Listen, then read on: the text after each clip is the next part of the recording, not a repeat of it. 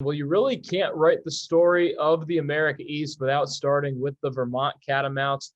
John Becker inherited a winning program in 2011, and now in his 11th season, Vermont's still right at the top of the conference. And with March on CBB review hitting its stride, no better time than right now to talk to the coach of Vermont, John Becker. How you doing today? I'm doing great. Thanks for having me.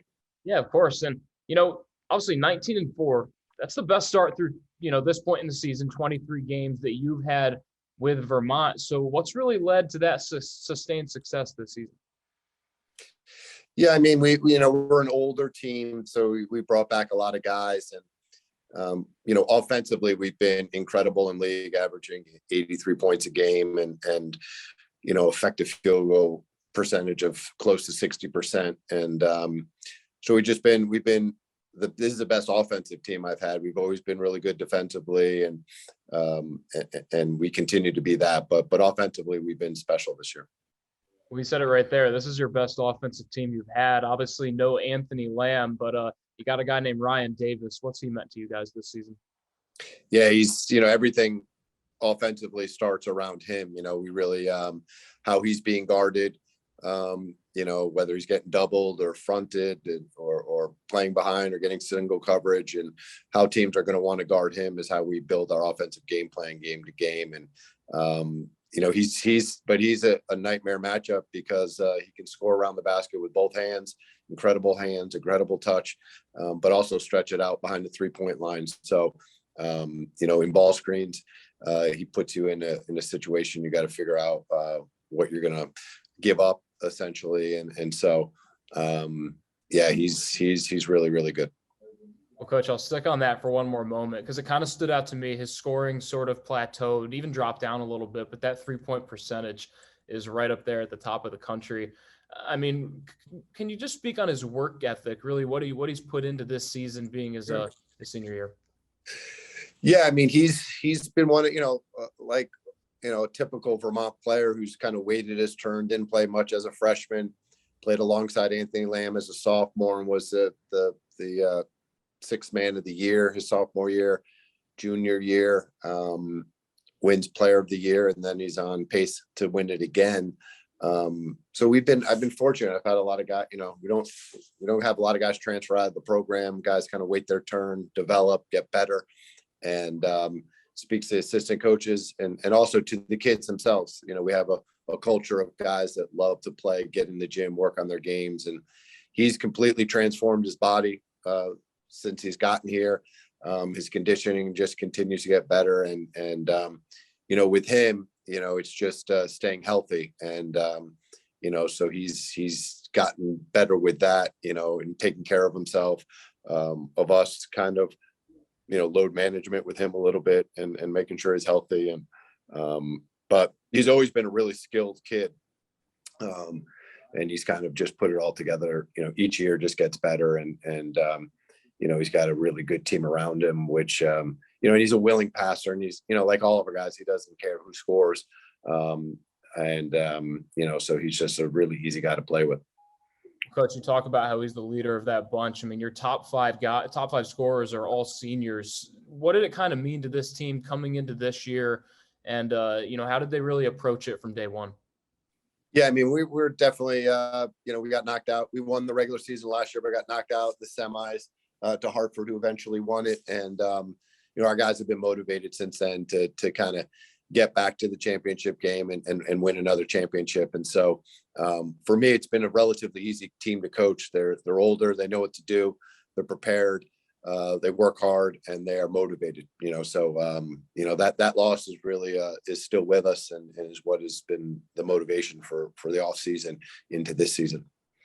Now, Coach, I mentioned that 19-4 start earlier, and I know this conference is, it's not like some of the other conferences where you have to travel more. I mean, all these teams are really in the same area, but you guys still have 5 of your last 7 games on the road.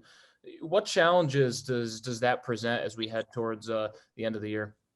Yeah, I mean, we have the biggest stretch of our season coming up. We play 3 games in 5 days, all on the road, at Albany, at Hartford, and at New Hampshire, against 3 really good teams. And so this will be the big stretch for us.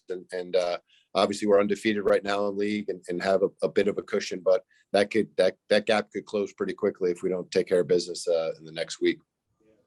But obviously moving forward, you got the America East tournament. You guys will certainly be a favorite, probably the favorite right now to win that tournament. How do you stress the importance of win or go home basketball to these guys? I mean, we go through it every year, and there is nothing more stressful than being the favorite in a one and done type of tournament, we feel like, we've been to the championship game, it's not last year, but the 5 previous years. And I think 7 out of my 11 years, we've been to the championship game. So this program's used to that. And used to being the favorite in the tournament, but it's really stressful and anything can happen. And, our experience in having done it a bunch should serve us well, but, with the 3-point line, anyone can get hot. You can go cold one game and that's it. And so it is what it is. And each year I just try to appreciate it a little bit more and just try to keep the guys loose and not, and take the pressure off them in any way I can. And obviously the America East, it's a little bit different. It's not, a scenario where you win 3 games in a row, 4 games in 4 days. They've got that little bit of that break there. How different is that as a coach? I mean, obviously you've been doing it for 11 years now. How do you approach that? Yeah, I mean, it's better than it used to be. We used to have the quarters, the semis on Saturday, and then a whole week off before the championship game on Saturday. And that was really difficult because, you didn't know if you should practice. God forbid someone gets injured while practicing, but you want to keep to your routines. And so now it's Sunday. This year it's going to be Sunday, Wednesday, Saturday. So it'll feel just, it will allow you to get into the normal routine of 2 days prep for the next game. And so I think it's as good a situation as you could have for a postseason tournament, as opposed to playing, like you said, 3 or 4 days in a row. It's hard to prepare on a quick turnaround like that. So this gives everyone a chance to prepare. And obviously the other unique thing with the America East tournament is that the higher seed hosts. So you have to kind of allow for teams to travel and stuff like that. So winning the regular season, getting home court advantage through the playoffs, which we've been fortunate to do the last 6 years, is a big deal because you get to stay home and you don't have to worry about travel. Well, Coach, fingers crossed. Let's say you get to that classic 11 a.m. tip off on Saturday, and you're fortunate enough to get to March. What's kind of your message? Not really message to the committee, but message to the nation that okay, this is a Vermont team to watch out for. Why are you guys a potential team to make a run?